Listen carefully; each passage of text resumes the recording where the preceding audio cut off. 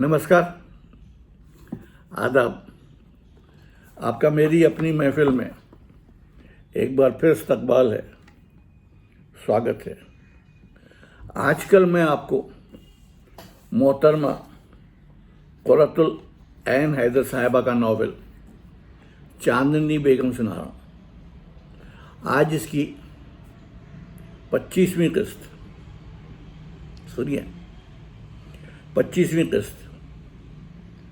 इस चैप्टर का उन्वान है टीपू सुल्तान बार। टीपू सुल्तान बार। टॉलीगंज कलकत्ता के फिरंगी सकत्तर के चेहरे मोहरे चाल ढाल से खालिस पक्का थे। अगबी में बरामदे में खड़े न्यू ईयर्स ईव की तैयारियां मुलाहजा कर रहे थे। राज की बाक़ियातुल सालिहात में से थे, जिस दौर की झलक उनकी मौजूदगी की वजह से एक खुशगवार, उदास, रुमान अंगेज़ बरतानवी फिल्म रील की तरह आंखों में फिर जाती थी। वो एक फ़र्द के बजाय एक कैफियत से मालूम होते थे।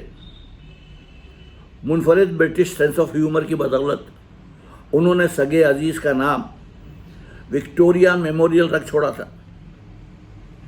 बैरे का बंदूक जो जबल तारिक के मानंद जुलू में इस्तादा था, क्लब का फार पवेलियन जगमगा रहा था। कम फ्लीटली माई हुक्का बरदार, for the sound of the tom-tom is heard from afar. Banullah, the Brahmins are nigh, and the depths of the jungle re-echo their cry. Pestanji, Bomanji, smite the guitar, join the chorus, my huक्का बरदार। जिस अंदाज से सकत्तर साहब बरामदे में खड़े थे, इस तरह कोई शायद बचा खुचा रोमन नए मसीही बरतानिया की किसी बाकी मानदा रोमन इमारत के सुतून से टिका गुरूब आफ्ताब का नज़ारा करता होगा, या बनी उम्मिया का कोई मूर्ता या बनी उम्मिया का कोई मूर ताज़ा बताज़ा कैथलिक गरनाता में किसी महराब के पीछे डूबते हिलाल को देखता होगा, क्या मालूम। भारतवर्ष में गिनती के चंद विलायत नज़ाद अभी मौजूद हैं कि हर साल क्रिसमस पर मुल्क के इंग्लिश अखबारात में वो बड़े दिन याद करते हैं जो उन्होंने दौरे उफ्तादा अजला में अपने वालदैन की वसी कोठी में मनाए, जब हॉल एंड एंडरसन कलकत्ता मरे कंपनी और आर्मी एंड नेवी स्टोर से मंगवाए हुए क्रेट उतारकर बरामदे में रखे जाते थे। वो टमटम पर बैठकर चढ़ जाते और उनकी खुशमिजाज वादी खुफिया ख़ानदानी के नुस्खे से वाइन बनाकर मेहमानों को पेश करती थीं।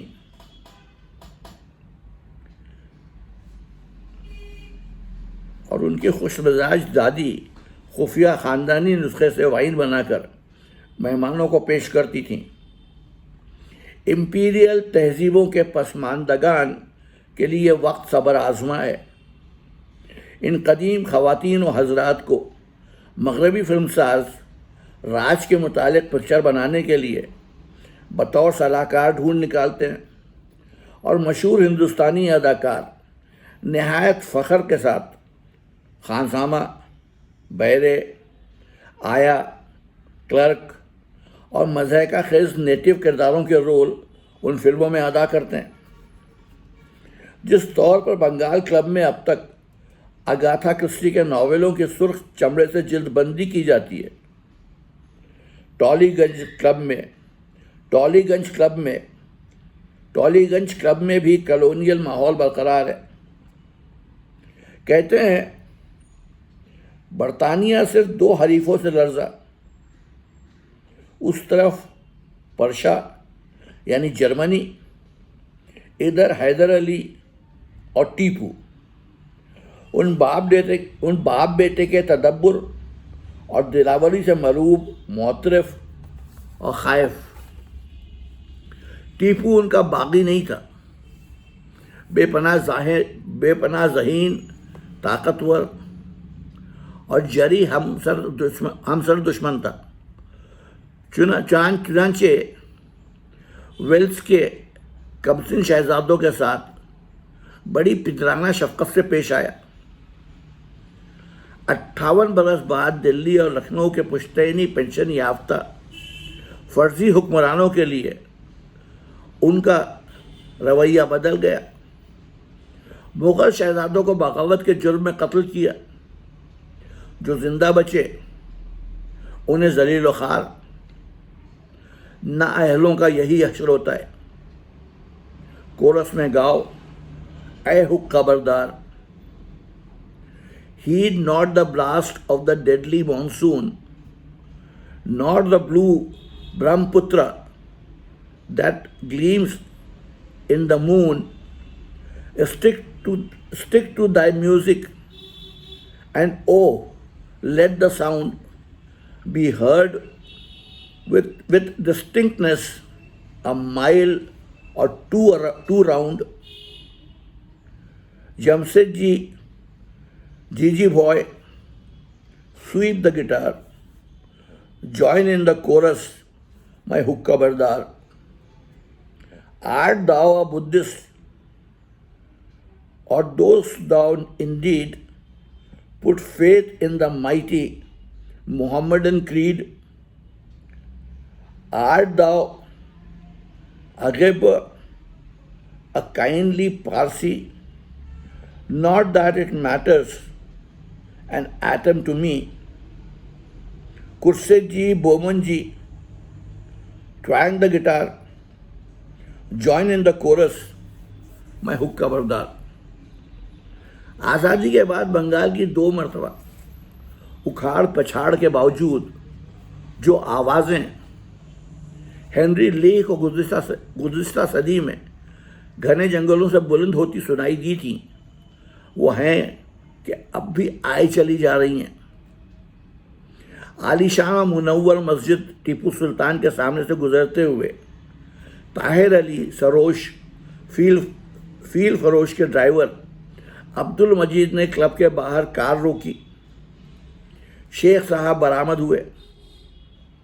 ان کے گنجے سر کے گرد آویزہ سفید بالوں کی جھالر ہوا کے جھونکے میں یوں اڑی کہ وہ ایک اسطوری مخلوق نظر آئے یا غضبناک مریخ۔ ایک ٹیلی گرام طیش اور پریشانی کے باعث ان کی انگلیوں میں لرزاں تھا۔ ٹیپو سلطان باہر کی طرف مڑے۔ ستار بیرا راستے میں ملا۔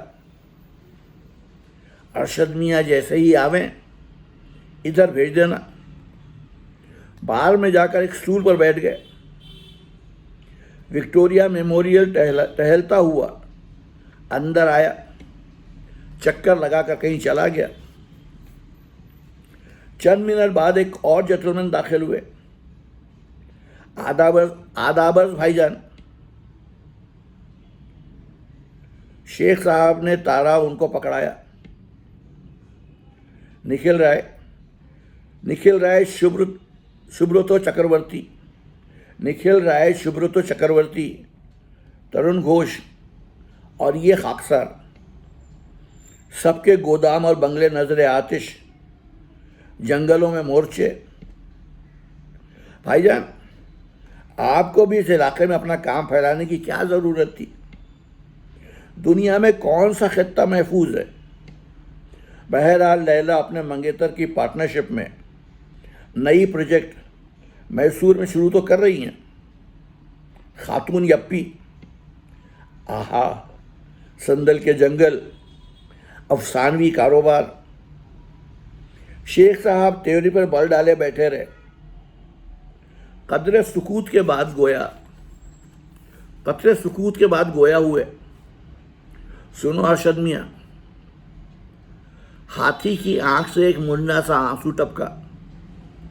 میرا چھوٹا بھائی مظہر علی اپنی مکمل بربادی کے بعد جا بجا دھکے کھاتا پھرا. 3 ملک بن گئے، ایک پرانا، 2 نئے. پھر بھی لوگوں کو چین نہیں، قرار نہیں، سکون نہیں. مارے پھرتے ہیں، مارے جاتے ہیں. زمین گھوم گئی. مظہر علی نے سلہٹ میں خریدی، وہ اس کے پاؤں تلے سے نکلی. دعاز میں میری کل گئی. جدی جو لکھنؤ میں ملی اس میں فطور پڑ گیا. وکٹوریا میموریل پھر اندر آیا. محض وکٹوریا میموریل کو استقامت حاصل ہے. ہیلو وک، موصوف نے دم ہلائی. ہم اس نتیجے پر پہنچے ہیں کہ ہمیں اپنے آبائی گاؤں ہی سے نہیں نکلنا چاہیے تھا. بھائی جان، لیلا کس وقت آئیں گی؟ آتی ہوں گی، نیو مارکیٹ گئی ہیں. سنو ارشد میاں، ہمارے بزرگ شیخ زادے تھے، ان کو کوئی نہیں جانتا کیونکہ مفتوح تھے. شاہان اودھ کی دھوم مچی ہوئی ہے کیونکہ فاتح تھے. کیا وہ شیوخ باقی لوگ نہیں تھے؟ کیا وہ لکھنؤ کے اکبری دروازے پر تلوار نہیں لٹکائے رکھتے تھے کہ کوئی فیل نشین ان کے سامنے سے بغیر سر جھکائے نہ نکل سکے؟ کیا وہ بانگڑو تھے؟ اجی صاحب، مدرسہ فرنگی محل ان کے دور میں قائم ہوا. مچھی بھون اور پنچ محلہ انہوں نے بنوایا. اور جانے کیا کیا کیا ہوگا، مگر تاریخ فاتح لکھواتا ہے. جی بھائی جان، لیکن ارشد حسین، تم کو معلوم ہے زمین کا اصل مول کیا ہے؟ بھاؤ اتنی تیزی سے بڑھ رہا ہے کہ لوگ باغ کروڑوں میں بات کرتے ہیں. جی نہیں، لیلا ابھی لکھنؤ کے بھانڈوں سے معلوم کر کے آئی ہیں. زمین کی قیمت محض ایک شیشی اترے گل. سبحان اللہ، سبحان اللہ. ایک آنسو اور گرا. بھائی جان، سنا ہے مارواڑی بنگالیوں کو چائے بگان سے بے دخل کر رہے ہیں. سرمایہ دار کو، نیتا کو، بادشاہ کو، سب ہمیشہ سے ایک دوسرے کو بے دخل کرتے آئے. ارشد میاں، جب نواب برہان الملک نے مچھی بھون پر حملہ کیا، شیخ زادے ان کے سامنے ہاتھ جوڑ کر کھڑے ہو گئے. ہمارے لڑکے چیچک میں مبتلا ہیں، قلعہ خالی کرنے کے لیے چند روز کی مہلت دیجیے. نہیں صاحب، اسی وقت تہس نہس کر ڈالا مچھی بھون. مغل فوج نے لوٹ مار مچائی. پورے 120 برس بعد اہل فرنگ نے اس طرح واجد علی شاہ سے لکھنؤ خالی کروایا. ہم نے لیلا سے کہا مظہر علی تو گئے، ان کی قسمت میں نہ تھا کہ فریدہ فرحانہ کو دلہن میں نہ دیکھیں. اشک بہت تیزی سے رواں ہوتے. ہم بھی جانے کس لمحے اٹھ کر چلتے بنے. تم اب چچا کے سوگ سے نکلو اور اپنا جہیز بناؤ تاکہ ہم تمہیں اپنے سامنے ڈولی میں بٹھا سکیں. چنانچہ لیلا پرسوں مٹیا برج گئیں درزیوں کے پاس. شاہی امام باڑے میں ایک عجیب دلدوز منظر دیکھا. بادشاہ کی تربت کے سامنے ایک سینی میں سکے پڑے ہوئے تھے. ایک غریب برقع پوش منت ماننے میں مصروف تھی. لو صاحب، جان عالم بھی پیر بن گئے. بھائی جان، کہتے ہیں واجد علی شاہ نے ساری عمر نماز فجر قضا نہیں کی. ان کو انگریزوں نے بدنام کیا، بہت بدنام کیا. آپ ابھی فرما رہے ہیں کہ تاریخ فاتح لکھواتا ہے، اور کیا پتہ وہ مرحوم پہنچے ہوئے بزرگ رہے ہوں، یہ روحانی معاملات ہیں۔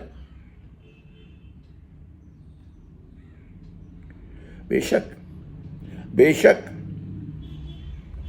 تمہاری طلاق شدہ بیوی رومیلا کا بھی تو یہی کہنا تھا کہ تم اس کی چترکار آتما نہیں پہچان پائے اور وہ تمہاری لیدر بزنس کی اسپرٹ نہ سمجھ سکی۔ یہ سب روحانی معاملات ہیں۔ اچھا، لیلا بتا رہی تھی کہ تم پھر سیٹل ہونا چاہتے ہو۔ ہلو، ایک اور جنٹلمین آ کر سٹول پر بیٹھے۔ چکرورتی، یہ میری بیوی کے کزن ہیں، مسٹر ارشد حسین، کانپور کے لیدر کنگ۔ ارے کہاں بھائی جان، ہم شمسی برادری سے کیا مقابلہ کر سکتے ہیں؟ اوہو، ہلو، یہ تمہارا شالہ ہے؟ چکرورتی نے بانچیں کھلائیں۔ بیگم طاہر جلپائی گڑی کی رہنے والی تھی۔ ارشد حسین کو ہم وطن بنگالی سمجھ کر چکرورتی نے گرم جوشی سے مصافحہ کیا اور فوراً بنگلہ میں گفتگو شروع کر دی۔ یہ محض آدھے بنگالی ہیں۔ طاہر علی نے وضاحت کی، بنگلہ نہیں بول سکتے، ان کا فادر لینڈ صوبہ بہار ہے۔ صاحب، ستار بیرے نے حاضر ہو کر چکرورتی کو مخاطب کیا۔ لیڈی گھوش تشریف لے آئی، آپ کو سلام بولا ہے، جاؤ۔ چکرورتی، تم لیڈی گھوش کے ساتھ برج کھیل کر اپنا غم غلط کرو، طاہر علی نے کہا۔ وہ صاحب ارشد حسین سے معذرت طلب کر کے اٹھ گئے۔ طاہر علی نے سلسلہ کلام جاری رکھا۔ لیڈی گھوش راج کی باقیات میں سے 80 کے اوپر نکل گئیں، مگر پابندی سے تاش کھیلنے کلب آتی ہیں، اور زمین چکرورتی کے پاؤں تلے سے دوبارہ نکل گئی۔ اس کے والدین 1947 میں ڈھاکہ سے یہاں آئے تھے۔ اس نے دعاز میں کاروبار جمایا تو وہ سب کل پرسوں برباد ہوا۔ یہ ٹالی گنج کلب جہاں تم بیٹھے ہو، 4.5 مربع میل کا علاقہ ویزلے نے ٹیپو کے لڑکوں کو دیا تھا۔ ارے تم اتنی بڑی سلطنت خدا داد ان کے باپ سے چھینی تو یہ اتنی سی زمین بھی ان یتیم بے آسرا بچوں کو نہ دیتے؟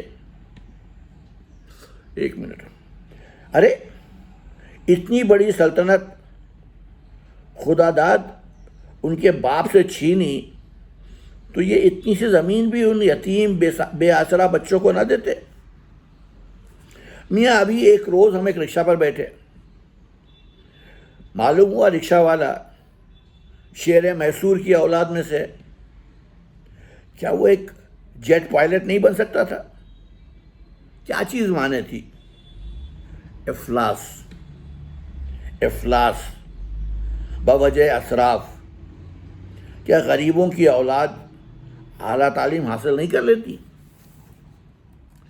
اہل حنود کو دیکھو۔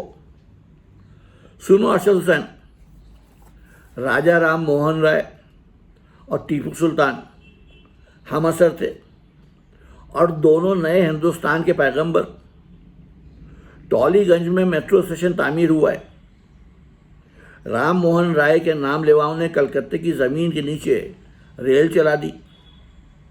ٹیپو کی اولاد اسی زمین پر رکشہ کھینچ رہی ہے۔ 250 سال کلکتے جیسے علمی مرکز میں رہنے کے بعد طاہر علی نے رومال نکال کر آنکھیں خشک کی۔ ارشد حسین نے گھڑی دیکھی۔ اچھا تو بھائی جان، اب ہم یا وحشت، ابھی سے کہاں چلے شاہ صاحب؟ قبلہ ہمیں کلکتہ آئے 4 روز ہوا اور 10 اخبار میں 2 ہی سٹوری پڑھا۔ ہر جگہ محض 2 تذکرہ آئے، گورکھا گردی اور ان کے شامل دلاور اور انور، بلاکشان، بلاد کلکتہ، اول الذکر تباکن، مؤخر الذکر عبرتناک۔ شیخ نے سر ہلایا۔ سنتے ہیں ان دونوں صاحبزادگان فاقہ کش کی رکشہ کشی محض ایک رقت آمیز افسانہ ہے، فریق ثانی کے خلاف پبلک کی ہمدردی حاصل کرنے کی غرض سے، کیونکہ ٹرسٹ کے دیگرگوں معاملات ایک بار پھر پریس میں آ گئے۔ سنا ہے آل ٹیپو کی دولت مند شاخ کے مطابق یہ مفلس کنبہ بے ضابطہ و غیر مصدقہ آئلی روابط کے وجہ سے قانون حق وراثت نہیں رکھتا۔ سنا ہے آل ٹیپو کی دولت مند شاخ کے مطابق یہ مفلس کنبہ بے ضابطہ و غیر مصدقہ آئلی روابط کی وجہ سے قانون حق وراثت نہیں رکھتا۔ مکھنا ہاتھی نے کان پھٹپھٹا کر 3 لنگڑی چیوٹیاں سونڈ سے جھاڑی۔ 3 عدد بدحال نفر سر جھکائے لکھنؤ کی عدالت عالیہ سے باہر نکلے۔ لمبوترے چہرے والے فرس سوار نے اپنی روپہلی عیال جھٹک کر ساغر اٹھایا۔ میاں صاحبزادے، آج تم نہایت شرمناک نظر آتے ہو۔ ہوئے بھی تو بہت تیز ہے، ہوے بھی تو بہت تیز ہے۔ یہ میرے ہی کارخانے کا جیکٹ ہے۔ گجپتی آب احمری بہت پی چکا تھا، کنارے پر واپس آن کر گڑ گڑایا۔ رنگے سیار کا یہ بھٹ جب شیر کے بچوں نے اپنی کچھار بنایا۔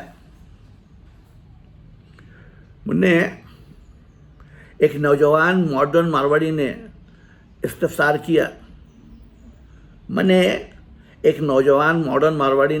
کیا۔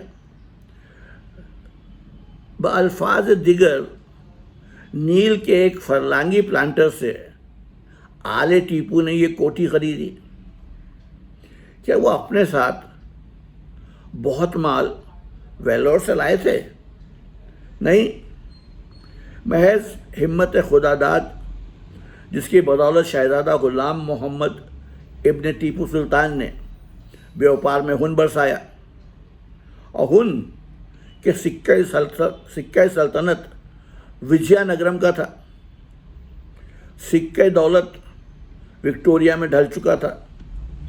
شیخ نخلستان بعالم سرور دریائے لطافت و بلاغت و علمیت کی لہروں میں ڈبکیاں لگاتا تھا۔ ماڈرن مارواڑی اپنی لائن کی بات سن کر مخمور ہوا۔ سارا سنہرا سنسار لال کپڑے میں لپٹی ہوئی ایک وشال مہان بہی ہے، کھاتا، پوتھی، باقی سب بیکار کا تومار جو بیوقوف لوگ مختلف زبانوں میں لکھتے چلے جاتے ہیں۔ اصل رسم الخط مڑیا ہے جس میں بہی قلم بند کی جاتی ہے۔ دیکھو کہ بنگال کی لال سرکار بھی لال پوتھی ان سے چھین نہیں سکی۔ پرنس غلام محمد ٹرسٹ کی ملکیت۔ جی صاحب، آدھا کلکتہ پکڑو، مارواڑی نے بات کاٹی۔ شہر کے اندر، شہر کے باہر، گولف کورس، ریس کورس، یہ کلب، وہ کلب، سینٹر میں اتنے اسٹیٹ، کتنے ارب۔ لمحے بھر کے ڈرامائی توقف کے بعد شیخ پیل پیکر نے خود ہی حاضرین محفل کو جواب دیا، لیکن بسبب افتراق و چپقلش خاندانی مابین متولیان اوقاف شہزادہ میسور، خدا رحم کر، اکثر کامیاب انسان اپنے لیے خاموش آڈینس چاہتے ہیں۔ غالباً اسی وجہ سے ان کے تینوں لڑکے رسی توڑا کر تڑی ہو گئے. مکان پر رہ گئیں بیچاری آپا جان، موم کی مریم اور بیٹی لیلا، نئی پیڑھی کی چھوکری، پھاوڑے کو پھاوڑا پکارنے والی، بابا کی سر چڑھی اور لاڈلی. ان کی لچھے دار گفتگو سنتی ہے اور کٹ حجتی بھی کرتی جاتی ہے. بعد میں بتلاتی ہے، رشو مامو ڈیڈی بات عموماً پتے کی کہتے ہیں. جب سے مسٹر حسین نے مدراس اور بمبئی کی فلم کمپنیوں کو گھوڑے ماں ساز و چابک سواراں فراہم کرنا شروع کیے تھے، شو بزنس کی ہستیوں کو بھی لگاتار اور بے تکان بولتے سن چکے تھے، عادی تھے. لیکن اس وقت دوبارہ بے چینی سے گھڑی دیکھی. بہنوئی نے ابرو اٹھا کر پھر سوالیہ نظر ان پر ڈالی. عزیز من، اتنی اجلت کس واسطے؟ بیگم کے ہیرے بھائی جان، ملکہ دل افروز کا 9 لکھا ہار ایک کوا لے اڑا. تم بھی بہک گئے رشو میاں، کیا بک رہے ہو؟ شکرہ دستیاب نہیں ہوا کیونکہ راجستھان سے بیشتر شکرے عرب شہزادے اڑا لے گئے تھے. شاہ ارشد حسین، کیا بوٹی پینے لگے ہو؟ بعد ازاں سپہ سالار جہاں زیب کی شمشیر زنی کے عجائب کنیز پھلجڑی کی عیاری.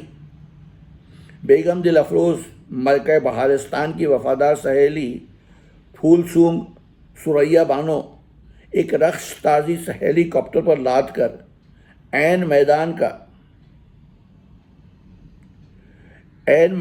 کار زار میں اترے گی. ہم خوش ہوئے. جتنا ہومک بھریں اتنا ہی زیادہ ہمارے گھوڑے انہیں درکار. ماں ایک عدد تربیت یافتہ کوا. شیخ نے ایک طویل سانس بھری.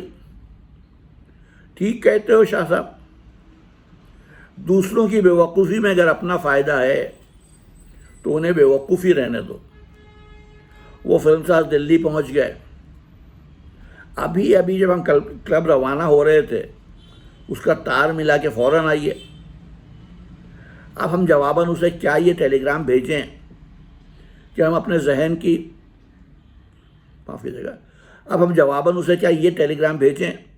اپنے ذہن کی اصلاح کرو، بیگم کے ہیرے نہ بناؤ اور فرانس